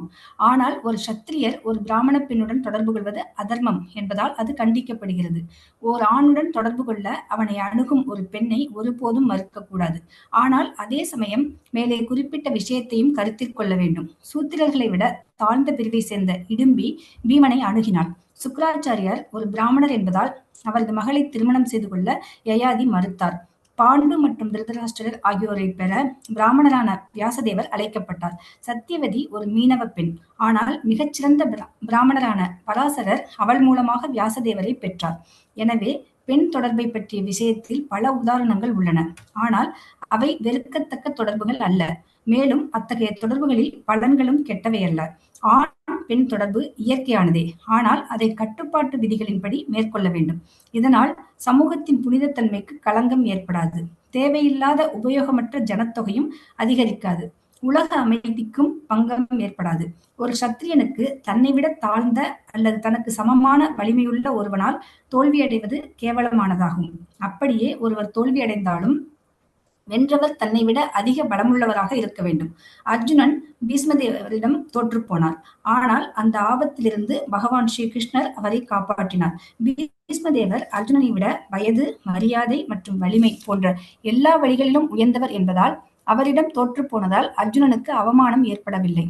ஆனால் கர்ணன் அர்ஜுனனுக்கு சமமானவன் என்பதால் அவனுடன் போர் செய்யும் பொழுது அர்ஜுனனின் நிலை கவலைக்கிடமாக இருந்தது. அது அர்ஜுனனால் உணரப்பட்டது. எனவேதான் கர்ணன் வஞ்சகமாக கொல்லப்பட்டான். இவை சத்திரியர்களுக்குரிய நடவடிக்கைகளாகும். மேலும் துவாரகையிலிருந்து திரும்பும் வழியில் விரும்பத்தகாத சம்பவம் எதுவும் நிகழ்ந்ததா என்பதை பற்றியும் யுதிஷ்டிர மகாராஜன் தன் சகோதரனிடம் வினவினார். ஹரே கிருஷ்ண மாதாஜி. ஹரே கிருஷ்ணா. தேங்க்யூ மாதாஜி. ஹரே கிருஷ்ணா. ஸோ எந்த திருமணம் உத்தமம், எந்த திருமணம் அதர்மம் அப்படிங்கிறத நாம இங்கே தெரிஞ்சுக்கிறோம். அதாவது ஆண் வந்து உயர்ந்த குலமா இருக்கணும், பெண் தாழ்ந்த குலமா இருந்தா பரவாயில்ல. ஆனா உயர்ந்த குலத்தை சேர்ந்த ஒரு பெண் தாழ்ந்த குலத்தை சேர்ந்த ஒரு ஆணை திருமணம் செய்து கொள்ள கூடாது. ஆனா இன்னைக்கு பாருங்க, இன்னைக்கு சமுதாயத்துல பார்த்தோம் அப்படின்னா இது ரொம்ப மோசமான ஒரு ஒரு செயல் நடந்துகிட்டே இருக்கு. முக்கியமா உயர் வகுப்பை சேர்ந்த பெண்களை மற்ற மதத்துக்காரங்க என்ன பண்றாங்க, எப்படியோ ஒரு விதத்துல மயக்கி திருமணம் பண்ணிக்கிறாங்க. இது ரொம்ப மோசமான விளைவுகளை ஏற்படுத்தும். ஸோ இதுக்கு தான் அர்ஜுனன் பயந்தார். இந்த மாதிரி ஒரு வர்ணசங்கரம் ஏற்பட்டு போகுமே அப்படின்னு சொல்லி பயந்தார். ஸோ இதுலெல்லாம் நம்ம கொஞ்சம் கவனமா இருக்கணும். ஆனா பக்தர்கள்னு வந்தோம் அப்படின்னாக்க அப்போ இந்த உயர்ந்த குலம் தாழ்ந்த குலம் அப்படிங்கிறத பார்க்க தேவையில்லை. ஏன்னா பக்தர்கள் வந்து எல்லாரும் ஒரே மாதிரி வாழ்க்கையை ஃபாலோ பண்றாங்க. முறைகள் மாறலாம். இப்போ வந்து ஒரு நார்த் இந்தியன் ஒரு வட இந்திய பெண்ணும் ஒரு தென்னிந்திய ஒரு பிரபுவும் கல்யாணம் பண்ணிக்கிறாங்க அப்படின்னாக்க அவங்க சப்பாத்தி சாப்பிடலாம், இவர் இட்லி சாப்பிடலாம். ஆனா 2 பேரும் சப்பாத்தியோ இட்லியோ என்ன பண்ணணும், பகவானுக்கு நிவேத்தியம் பண்ணி சாப்பிடணும். அதுல பிரச்சனை வரலாம். நீ என்ன எப்போ பார்த்தாலும் இட்லியே பண்ண சொல்ற, எனக்கு இட்லி பண்ண தெரியாது, எனக்கு சப்பாத்தி தான் பண்ண தெரியும். இப்போ இவர் சொல்லலாம், இல்லை இல்லை என்னால் சப்பாத்தி சாப்பிட முடியாது, எனக்கு இட்லி தான் வேணும். அந்த மாதிரி பிரச்சனை வரலாமே தவிர பகவானுக்கு நிவேதனம் பண்ணுறதுல எந்த பிரச்சனையும் வராது. ஸோ அதனால அதெல்லாம் சின்ன சின்ன பிரச்சனை அட்ஜஸ்ட் பண்ணிக்கலாம். ஒரு நாள் நீ இட்லி சாப்பிட்டு ஒரு நாள் நான் சப்பாத்தி சாப்பிட்டுக்கிறேன் அப்படின்னு ஒரு டீல் போட்டு அதெல்லாம் அட்ஜஸ்ட் பண்ணிக்கலாம். பட் அதுவே பெரிய பூகம்பமாக வெடிக்கிற பிரச்சனைகளும் இருக்குது. பட் அதெல்லாம் நம்ம வந்து அட்ஜஸ்ட் பண்ணக்கூடிய பிரச்சனைகள். அதில் வந்து எந்த ஒரு அதர்மம் கிடையாது. பட் இதெல்லாம் பார்த்தோன்னா அதர்மம். இன்னைக்கு பார்த்தோன்னா அதர்மம் வந்து மேலோங்கி இருக்கு சமுதாயத்தில். தர்மம் அப்படிங்கிறதே இன்னைக்கு ரொம்ப குறைஞ்சு போச்சு. எது அதர்மமோ இன்னைக்கு அது தர்மம் ஆயிட்டு இருக்கு. அந்த மாதிரி பண்ணக்கூடாது. அதுக்கப்புறம் இங்கே வந்து அர்ஜுனனுக்கு இன்னொரு பிரச்சனை என்ன அப்படின்னா, ஒரு சத்திரியன் அவரை விட ஒரு வலிமை மிகுந்த ஒரு அரசனால வெல்லப்பட்டா அது ஒன்றும் அவருக்கு அவமானம் இல்லை. ஆனால் தன்னை விட ஒரு குறைச்சலான யாராவது ஒருத்தர் அவரை ஜெயிச்சிட்டாங்கன்னா அது ரொம்ப கஷ்டம். அதனால அந்த மாதிரி ஏதாவது நேர்ந்திருக்குமோ அப்படின்னு சொல்லி இங்க யுதிஷ்டிர மகாராஜர் கேட்கிறார். அபிஸ்வித்பர்ய புங்தாஸ்துவம் சம்போஜ்யான் விருத்தபாலகான் ஜிகுப்சிதம் கர்ம கிஞ்சித் கிருத்தவான் நயத் அக்ஷமம்.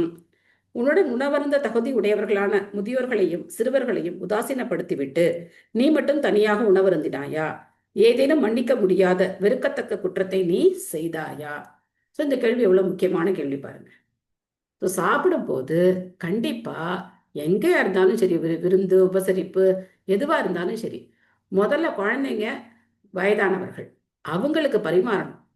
அவங்களுக்கு பரிமாறாம இவர் ரொம்ப முக்கியமானவர், சமூக அந்தஸ்துல பெரியவர் அப்படின்னு சொல்லிட்டு செய்யக்கூடாது. சில சமயத்துல குழந்தைங்கள நீங்களாம் அப்புறம் சாப்பிடலாம் எழுந்துக்கோங்க அப்படிலாம் சொல்லவே கூடாது. குழந்தைங்க உட்காந்துருக்காங்கன்னா அவங்கள முதல்ல நம்ம கூப்பிட்டு உட்கார வச்சிருக்கணும். குழந்தைங்க என்ன பண்ணுவாங்க, பந்தி போட்டோடனே ரொம்ப ஆசையா வந்து உட்காருவாங்க இல்லையா, ரொம்ப சந்தோஷமா வந்து சாப்பிட போறோம் அப்படின்னு சொல்லி உட்காருவாங்க. அவங்களெல்லாம் எழுப்பி விடவே கூடாது, மிகப்பெரிய தவறு அது. அதே மாதிரி முதியவர்கள் அவங்களுக்கெல்லாம் முதல்ல பரிமாறினதுக்கு அப்புறம் மற்றவங்க சாப்பிடலாம். அதுல ஒன்றும் ஒரு ரொம்ப ஒன்றும் ஒரு பெரிய கஷ்டம் கிடையாது. பொன்மணி மாத்தச்சு படிக்கிறீங்களா? ஹரே கிருஷ்ண மாதாஜி. பிரணாம் ஸ்ரீமாதாஜி. ஹரே கிருஷ்ணா. வழங்கியவர் திரு ஆசா பக்தி வேதாந்த சுவாமி ஸ்ரீல பிரபுபாதாக்கி ஜெய். குழந்தைகள், குடும்பத்திலுள்ள முதியவர்கள், பிராமணர்கள் மற்றும் நோயாளிகள் ஆகிய அனைவருக்கும் முதலில் உணவளிப்பது ஒரு குடும்பஸ்தரின் கடமையாகும். மேலும் சிறந்த குடும்பஸ்தர் ஒருவர் தான் உணவருந்துவதற்கு முன் வீட்டிற்கு வெளியே சென்று உணவருந்த பசியோடு இருப்பவர்களை மும்முறை கூவி அழைக்க வேண்டும். ஒரு குடும்பஸ்தன் இக்கடமையை அலட்சியப்படுத்துவது, குறிப்பாக வயதானவர்களையும் குழந்தைகளையும் அலட்சியப்படுத்துவது மன்னிக்க முடியாத குற்றமாகும். தேங்க்யூ மாதாஜி. ஹரே கிருஷ்ணா. ஹரே கிருஷ்ணா. இது வேத கலாச்சாரம். வாசல்ல போய் நின்று 3 தடவை கூப்பிடணுமா, யாராவது பசியோட இருக்கீங்களா, யாராவது பசியோட இருக்கீங்களா, யாராவது பசியோட இருக்கீங்களா, வாங்க அப்படின்னு சொல்லி கூப்பிடணுமா. ஆனா இப்ப இருக்கிற கலாச்சாரம் எப்படி இருக்கு, ஏய் சாப்பிட போறோம் கதவை சாத்திட்டு வா அப்படின்னு சொல்றோம் இல்லையா. வாசல் கதவை சாப்பிட உள்ள போறோம், கதவை சாத்திட்டு உள்ள வா அப்படின்னு சொல்றோம். யாராவது உள்ள வந்துட்டா என்ன பண்ற, அந்த மாதிரி ஒரு பயம் இப்போ வந்திருக்கு. ஆனா நம்ம என்ன பண்ணணும், பிரசாத விநியோகம் பண்ணணும்.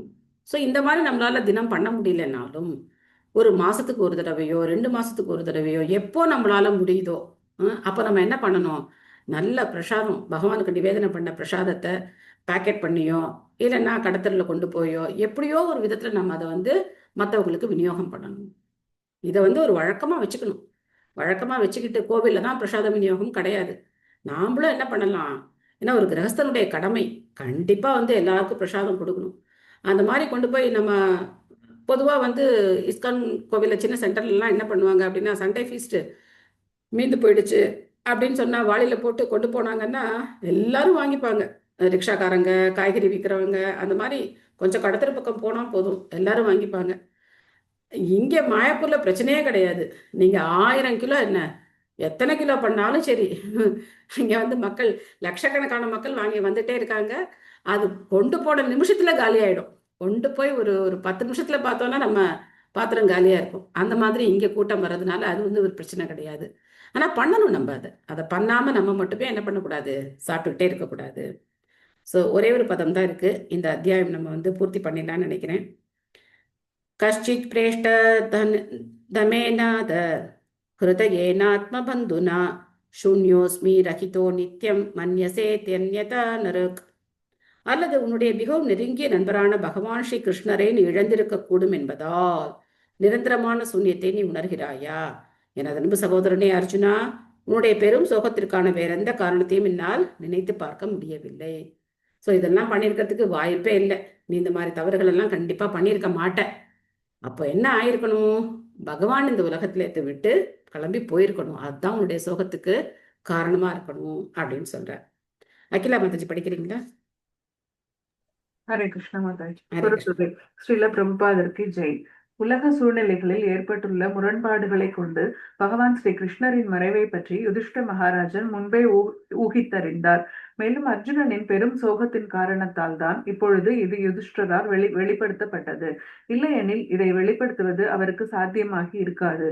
எனவே இதில் அவருக்கு சந்தேகம் இருந்த போதிலும் ஸ்ரீ நாரதரின் குறிப்பை ஆதாரமாக கொண்டு அர்ஜுனனிடமிருந்து ஒளிவு மறைவின்றி இதை பற்றி விசாரித்தறிய அவர் கடமைப்பட்டிருந்தார். ஸ்ரீமத் பாகவதம் முதல் காண்டத்தின் ஸ்ரீ கிருஷ்ணரின் மறைவு என்னும் தலைப்பை கொண்ட 14ஆம் அத்தியாயத்திற்கான பக்தி வேதாந்த பொருளுரைகள் இவ்வாறு நிறைவு பெறுகின்றன. ஹரே கிருஷ்ணா. தேங்க்யூ. ஹரே கிருஷ்ணா. தேங்க்யூ மாதாஜி. ஹரிகித்துவம் தத்சத். ஸோ இந்த அத்தியாயத்துல உங்களுக்கு ஏதாவது சந்தேகங்கள், கேள்விகள் ஏதாவது இருக்கா?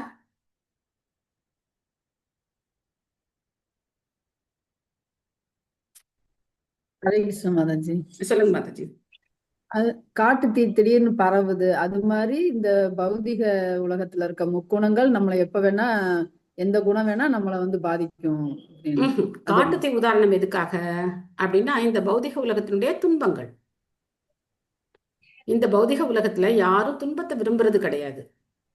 நம்ம காலம்புற எழுந்து எனக்கு இன்னைக்கு ஒரு 4 கஷ்டம் வரட்டும்பா அப்படின்னு நம்ம யோசிக்கிறோமா? இல்ல. ஆனா வருது இல்லையா? தானா வருது தானே. எப்படி காட்டுல யாரும் போய் தீ வைக்கிறது இல்லையோ, அதே மாதிரி நாம துன்பத்தை விரும்புறது கிடையாது. ஆனா காட்டுலயும் தீ பத்திக்குது, நம்ம வாழ்க்கையில வருது, துன்பம் வருது. அதுக்கு அந்த உதாரணம். சரி சரி சரி. அப்ப இந்த 3 குணங்கள் வந்து எப்ப வேணா நம்மள வந்து, எந்த குணம் வேணா நமக்கு மாறும். அது பகவானோட கருணையினால மட்டும்தான் நம்ம நல்ல சத்துவ குணமோ தூய சத்துவ குணத்துக்கு வர முடியும்னா அது பகவான் கருணை வேணும். இந்த 3 குணங்களுடைய பிடியில தான் நம்ம இருக்கோம். இந்த 3 குணம் எங்கேயாவது வர்றது கிடையாது. அதோட பிடியில தான் நம்ம இருக்கோம். ஆல்ரெடி அந்த குணங்கள் நம்மள என்ன பண்ணி வச்சிருக்கு, கட்டி போட்டு வச்சிருக்கு. அதுல இருந்து நம்ம விடுபட்டு செயல்படவே முடியாது. தெரியுதா மாதாஜி? அப்ப பௌதிக உலகில் உள்ள துன்பங்களை நாம் தீர்க்க முடியாது எளிதாக. ஆனால் பகவானின் கருணையால் மட்டுமே துன்பங்களை தீர்க்க முடியும். அந்த பயனுக்கு காட்டுல தீர்க்கு. ஹரே கிருஷ்ணா. நன்றி மாதாஜி. ஹரே கிருஷ்ணா. ஓகே, வேற யாருக்கு ஏதாவது கேள்விகள் இருக்கா? மாதாஜி கொஸ்டின் இல்ல, ஜஸ்ட் ஒரு சின்ன இது. பாக்கா ரோஸ்ட் சொன்னீங்கல்ல மாதாஜி, மேபி கிருஷ்ணர் வந்து உங்க மனசுல இன்னைக்கு பாக்க வேணாம்னு வேற காய் பண்ண சொல்லிட்டாரோன்னு நினைச்சேன். அது என்னன்னா எஸ்கேப் பண்றது. அது என்னது, நம்ம எஸ்கேப் ஆகிறதுக்காக அப்படி ஒரு நினைக்கிறது. ஸோ முதல்ல ஒரு தாட் வருது இல்லையா? ஸோ இது சின்ன ஒரு எக்ஸாம்பிள் தான். ஒரு தாட் வருது இல்லையா? ஸோ அந்த தாட் வந்ததுன்னா நம்ம அது இல்லாமல் நம்ம வேற ஏதாவது பண்ணி ஆஃபர் பண்ணால் ஓகே. ஒன்றுமே பண்ணாமல் விட்டுட்டோம்னா இல்லையா? ஸோ எல்லாமே அப்படிதான் இருந்துச்சு. பாவக்கா வந்து ஒரு எக்ஸாம்பிள் தான். ஸோ இன்னைக்கு இதை பண்ணணும் அப்படின்னு நம்ம ஏதாவது ஒரு இது வச்சுக்கிட்டோம் அப்படின்னாக்க, அது பகவானுடைய திருப்திக்காக நம்ம அதை என்ன பண்ணணும், பண்ணிடணும். சின்ன எக்ஸாம்பிள் தான் நான் சொன்னேன். இந்த மாதிரி நிறைய இருக்கு. Hare Krishna Mataji. Thank you Mataji. Thank you Mataji. Hare Krishna. Hare Krishna. Hare Krishna Mataji. Thank you Mataji. Thank you. Hare Krishna Mataji. Thank you Mataji. Hare Krishna Mataji. Thank you Mataji. Thank you. Hare Krishna. நன்றி மாதாஜி. நன்றி நன்றி நன்றி. ஹரே கிருஷ்ணா. பாசுரம் பாட போறீங்களா மாதாஜி? பாடவா மாதாஜி? நான் பாடவா மாதாஜி? கண்மணி மாதாஜி பாடுறீங்களா? ஹரே கிருஷ்ணா. கண்மணி மாதாஜி பாடுங்க மாதாஜி. ஹலோ, ஹரே கிருஷ்ணா. கண்மணி மாதாஜி பாடுங்க. ஹரே கிருஷ்ணா.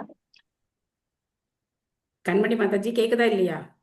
கேக்குது கேட்கல, விட்டு கேக்குது. பாடவா? பாடுங்க.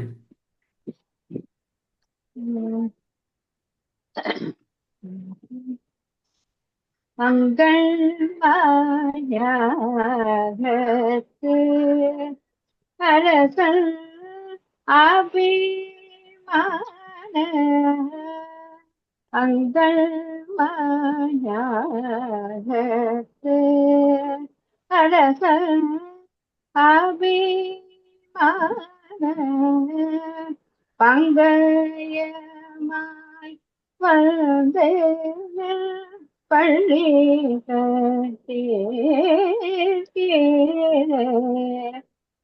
சங்கம் இருப்பார் போல வலது தலை பெய்தோம். சங்கம் இருப்பார் போல வலது தலை பெய்தோம். எங்கே நீவாய் செய்த தாமரை போலே எங்கே நீவாய் செய்த தாமரை போலே செங்கல் சேரது எம்மே விழியாவோ திங்கள் ஆதித்யனும் எழுந்தார் போலே அங்கள் இரண்டும் எங்கள் நோக்குதிய அங்கள் இரண்டும் கொண்டு எங்கள் நோக்குதிய எங்கள் மே சாவோ எழுந்தேயோ